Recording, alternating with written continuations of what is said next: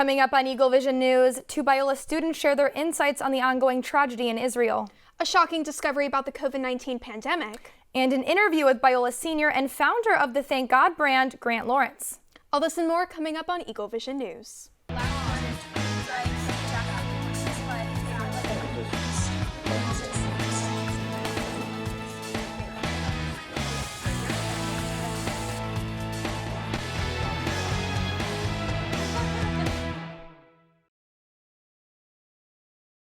Welcome back to the third episode of Season 9. I'm Olivia Yatuma. And I'm Kanan Arujo.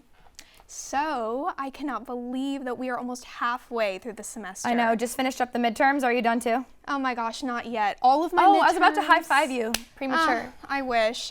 My midterms are all in essay form, so no tests. Oh, ew. It's going to be taking Political a while. science, right? Yes. Okay. And broadcast journalism. Tough, but hey. Obviously. Fine, yes. You know, though, we get a break from studying for midterms with Family Weekend this weekend at Biola. Of course. Yes, my mom's coming. I'm so excited. And this is your first fall here, correct? It is. Okay. Yes. Now, we have something called pumpkin pie. Have you heard of it? No, not yet, but I know that you have, so please tell us more about it. I do. Let's get right into it. During Family Weekend on Friday, October 27, Biola is hosting its annual Pumpkin Pie Talent Show. Pumpkin Pie is a beloved tradition at Biola where students are able to show off their special talents for their families and friends. And you guessed it, there's never a shortage of pumpkin pie for all who attend. Okay, well, now that we've covered the biggest fall event at Biola, I'm interested to hear more about the latest events happening right now at our nation's capital. Right, well, there's definitely a lot that's being uncovered. Let's take a look. Making headlines this week, around 191 billion taxpayer dollars used by the government to help America get through the COVID-19 pandemic actually went to her enemies. During a hearing on October 19th, the Oversight Subcommittee of the House Ways and Means Committee announced that international crime rings not only stole the money, but are affiliated with countries hostile to the United States. The committee revealed that ring members include human traffickers and drug smugglers who funded crimes like murder for hire. Other government officials also blame Chinese hackers for breaching health organizations holding the COVID relief money. Tactics used by ring members to get the aid included using Americans as money mules and technology for identity theft. Several congressmen argued before the committee that this is a national security concern and want immediate action taken. It is still unclear what the next steps for this will be. Meanwhile, an investigation is underway to discover the exact amount of pandemic aid lost to enemy countries. Government officials say it could now rise to $240 billion and counting. Keeping up with what's current, I think it's also important that students are aware of the ongoing tragedy in Israel. Several days after Hamas terrorists directed thousands of rockets down on Israel and infiltrated the country by air, sea, and land in a surprise attack, the region stands on the verge of war, with thousands already dead on the Israel-Gaza border. Reporter and Eagle Vision director Abby Goosen gives us an inside look and how we can learn more from Jewish and Palestinian students here at Biola. Abby? On October 7th, Hamas launched missiles into Israel and opened a ground assault, crossing the Gaza border, attacking people at a music festival and in border villages. Over 1,400 people were killed and hundreds taken hostage. Israel retaliated and declared war against Hamas, firing missiles into Gaza, killing over 4,500 people and restricting water and food supply into the region. The conflict continues, now lasting 2 weeks, drawing attention from the global community. This war has resulted in the most consolidated bloodshed in the region since 1973. This conflict has global implications. Jewish and Muslim populations lament the tragedy taking place. Biola's campus is not exempt from the impact, as both Jewish and Palestinian students mourn for their families and communities who are in turmoil. Gracie shares her experience of these past weeks at Biola. My name is Gracie Gaddis, and I am half Palestinian. It's been a mix of a lot of things, having friends who understand and who are encouraging to me, but also really hard.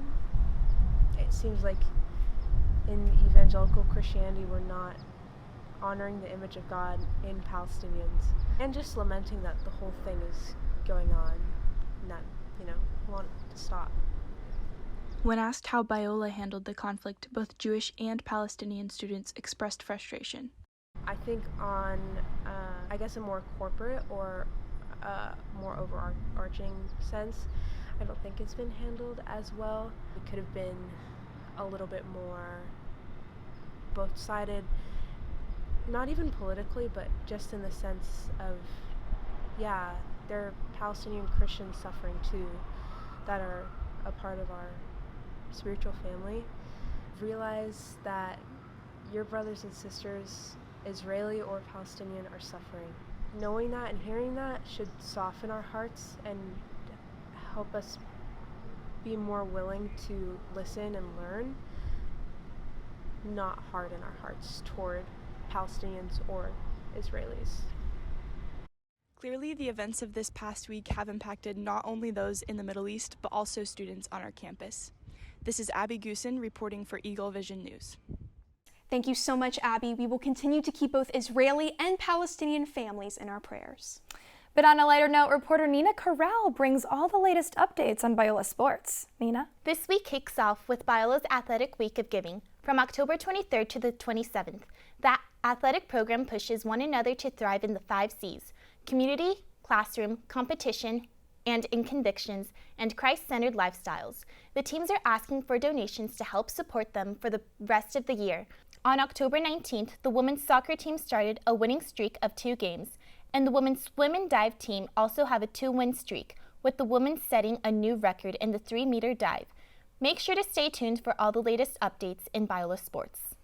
Thank you, Nina. I'm now joined with Biola senior and founder of the Thank God brand, Grant Lawrence. Grant, thank you so much for being here. It's amazing to be here. Thank you for having me. Yeah, are you feeling Stoked. ready? I'm ready. You ready? I'm ready Okay, to go. he's a pro interviewer, so let's get going. Pro interviewer. All right, when did you start your company, Thank God, and how did you get the idea to create this company? Yeah, created Thank God about 2 years ago Okay. with my best friend. You know, me and my best friend Sterling always wanted to start a business together. We've always had that desire, and we were like, okay, what can we do? We saw this other big competitor called Jesus Loves You. That's like Okay, a really big yep. company, and we saw what they were doing, loved what they were doing, brought the idea to my business partner Sterling now, and he was excited about it, and I was excited about it. I'm like, okay, like let's get this thing rolling. And so I'm very passionate about the idea of gratitude. I think gratitude is so important.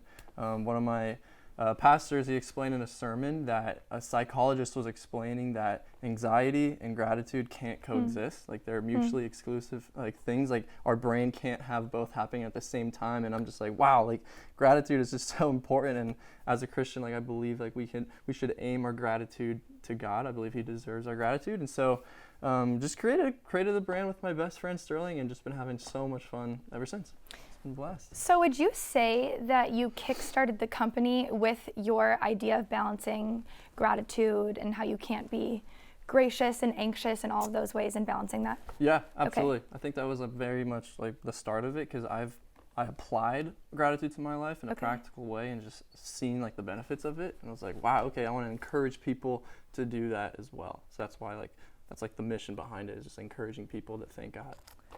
The mission behind it. Okay, so if you had like a mission statement, what would your mission statement be? Yeah, I mean, we want to encourage people, like, you know, I mean, as a Christian, like it's hard to spread the gospel sometimes. Like, how do you start like that conversation with someone? You know, it's so difficult.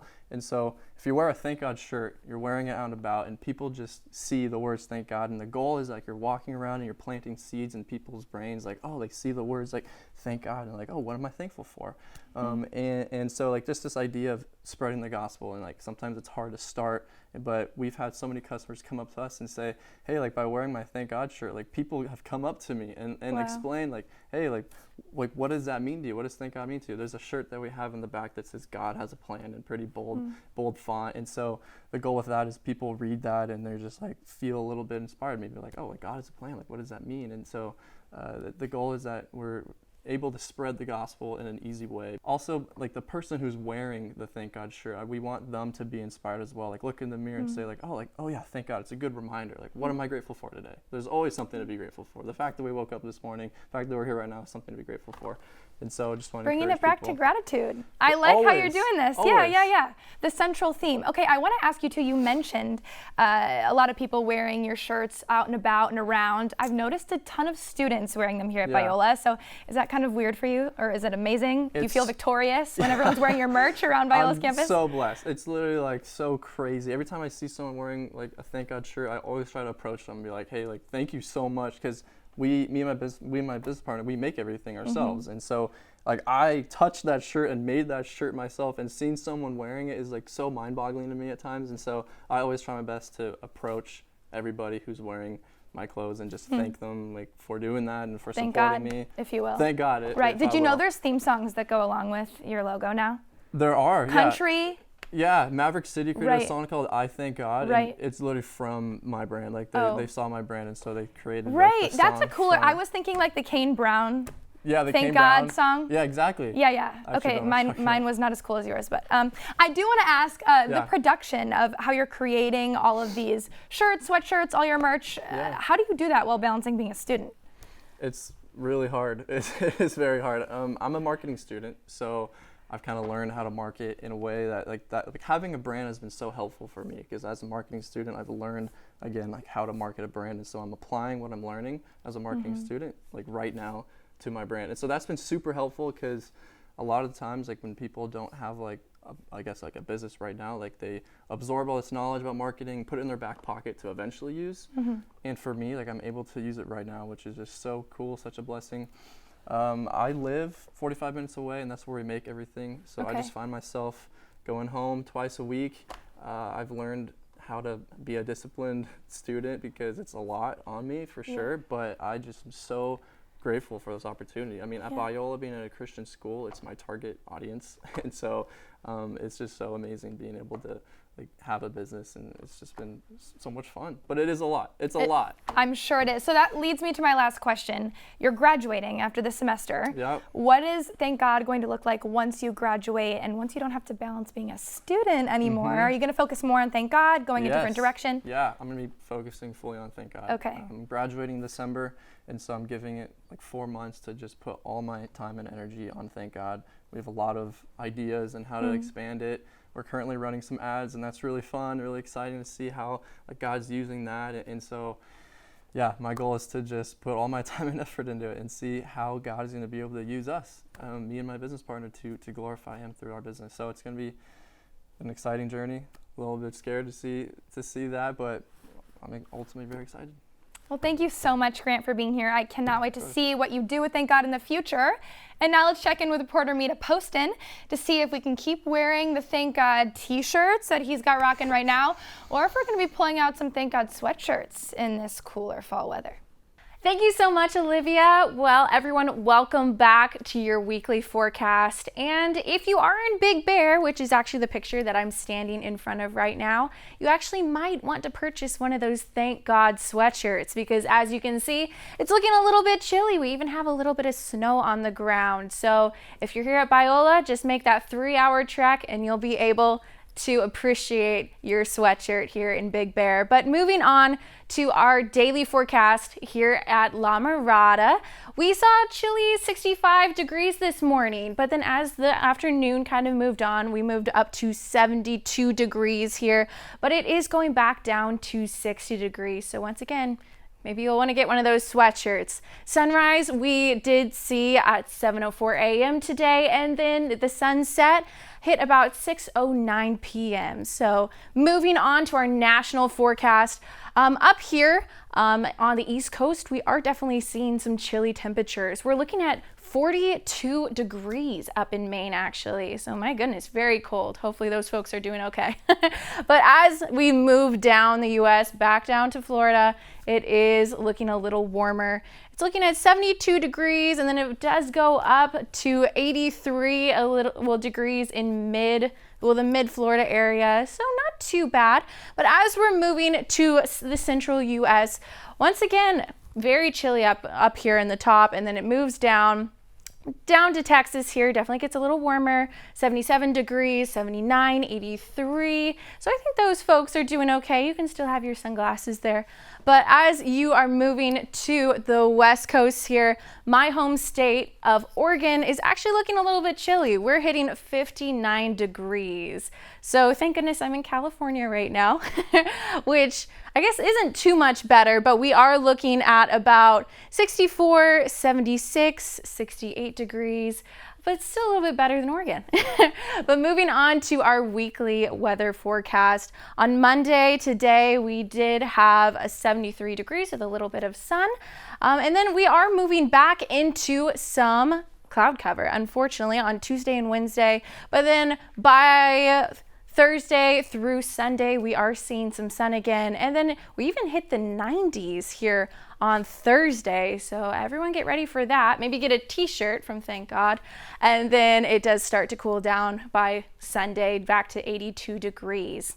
So thank you everyone so much for being with us here tonight. My name's Mia Poston. Back to you at the desk. Former Donald Trump attorney Sidney Powell pled guilty to her role in the January 2021 breach of election systems in Coffee County, Georgia.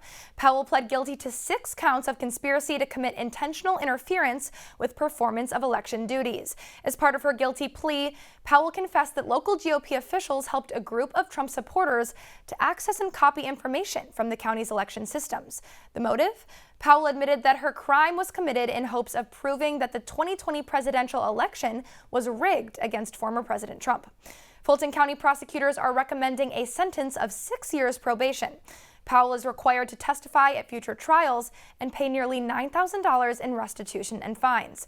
Trump, a co-defendant in the Fulton County case, does not appear in Powell's plea documents and was not mentioned in the plea hearing. Beyond the Georgia case, Powell remains fixed in legal drama, with other criminal cases still in the pre-trial discovery phase. We will learn more about Powell's involvement in such cases in the coming weeks and how her recent plea may impact the 2024 presidential election. Okay, we both know we cannot end our show without reporter Mia Poston hitting the streets to ask Biola students a hard-hitting question. That's right, and this week the question is what not to eat on your first date at a restaurant. Hey Viola! Welcome back to another episode of The Ick. I'm Mia Poston, and although Grace Murray can't be with us this episode, that's not going to stop us from going around and asking you what your biggest icks are. So with that, let's dive on in.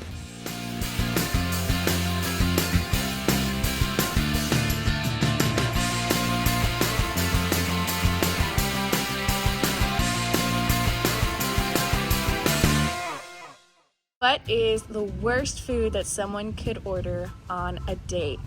Probably ribs. That'd be pretty bad. On the first date or just on a date in general? It's just so messy, it gets everywhere, and then you're like, I don't know, it's all over your face. Mac and cheese. Ooh, why? Mac and cheese is my least favorite food in the world. It is no thank you. I used to eat it a ton as a kid, and then it hit that point where I could no longer eat it. The smell of it makes me nauseous, the sound of it makes me nauseous, the look of it just makes me nauseous. Oh. Especially if it's boxed mac and cheese. If it's homemade, then maybe it's fine. Do you think you would go on a second date with someone who had ribs all over their face the first time? If they own up to it and we can laugh about it, then yes. If it's weird though, then no. But I'm also lactose intolerant, so if I'm not eating something with dairy that day, then it would be if you want to try to kiss me or something, that's not gonna happen. Oh. At all.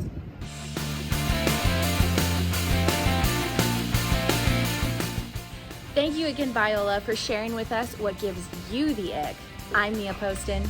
We'll catch you next time. Well, okay, so I'm gonna try to think, what are the worst foods that you could have on a first date? Oh my gosh, okay. So, one of my girlfriends, she liked this guy. She went on a date with him and they both ordered ribs. And she wanted to show he was an athlete. She wanted to show that she could eat just like a guy. So she basically slobbered all over her food and it stuck in her teeth. And she was she couldn't. What? I was laughing uncontrollably. She thought it was kind of funny. You were on the date?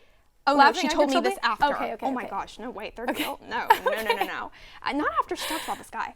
So she comes home, she thinks it's so funny that she did this. And the guy was like, no second date? No, never mind. Okay. So I was like, sorry, I don't didn't eat know ribs. what to say. So then that's your answer as well? Ribs is the worst? Okay. No, I think that I'm good. Okay, I have to say, my dad has chimed in. He's sitting in the audience today, and he has told me to say that chicken wings is the worst thing to eat on a date. Ooh. I assume he's speaking from experience with a past date with my mom. Noted though, I will no longer be eating chicken wings on any dates. What do you think? Chicken wings, ribs, pretty similar Yeah, family. both, tennis sauce, good, but not exactly, visually appealing on the face. So stick to utensils is the theme that we're Very hearing. true. Word to the wise. That is all that we have for you this week. Thanks for tuning in, and make sure to keep your eyes peeled for episode 4. I'm Olivia Yatuma. And I'm Kanan Arujo. You Eagles have a great week.